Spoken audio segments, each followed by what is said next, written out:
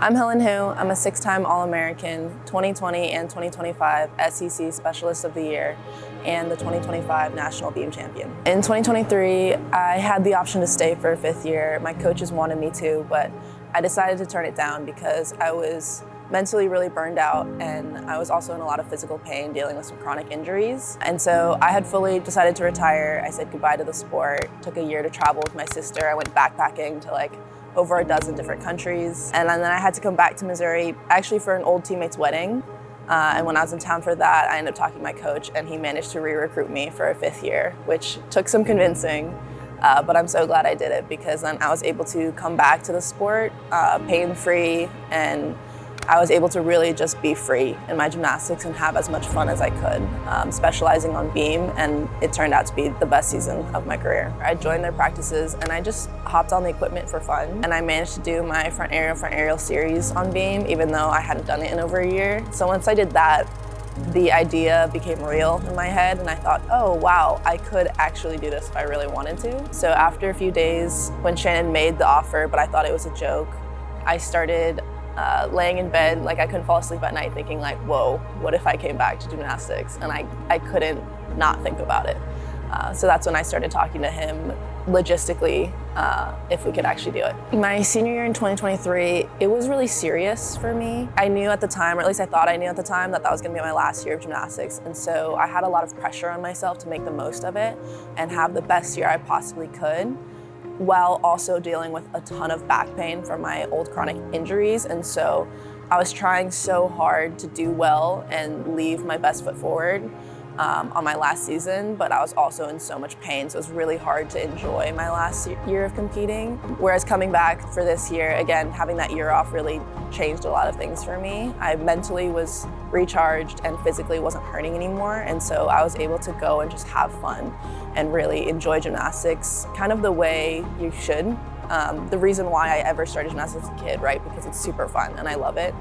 And so I was really able to embrace that kind of love for gymnastics in my final year, which was really cool. It felt like a full circle moment. Obviously there's a lot of training involved, and it was hard coming back from traveling and just getting to choose whatever I wanted to do that day, whether it was lay in bed all day or go swim in the ocean. I was in complete control of what I wanted to do every day when I was traveling.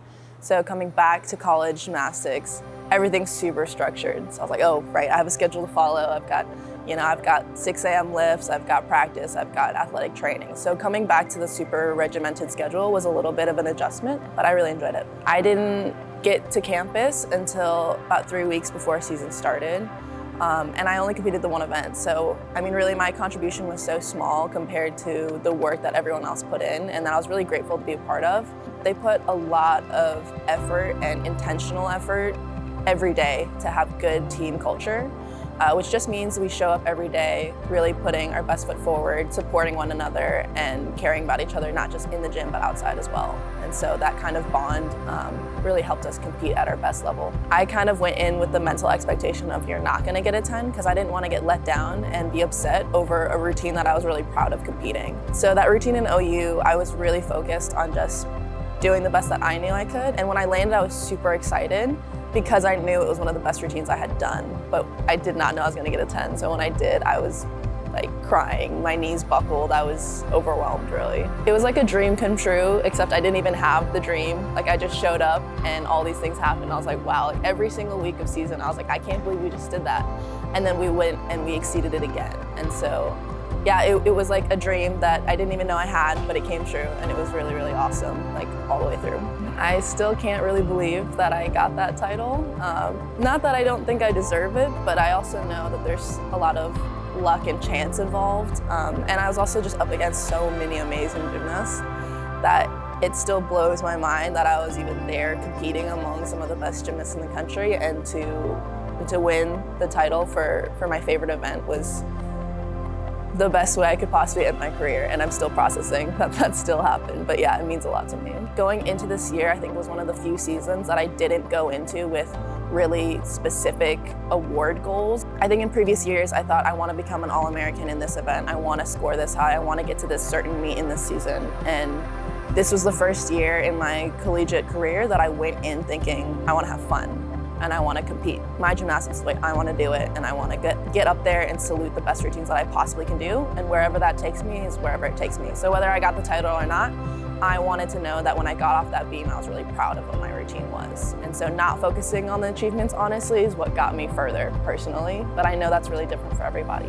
I think it was my sophomore year in college. My beam coach at Mizzou, at the time was Casey Jo McGee. She had written out all of our beam routines on the whiteboard in the judges' shorthand symbols, because she was also trying to learn them. And if you don't know, when judges score a routine, it actually takes too long to write out the words, like a double back versus just doing like this swoopy symbol.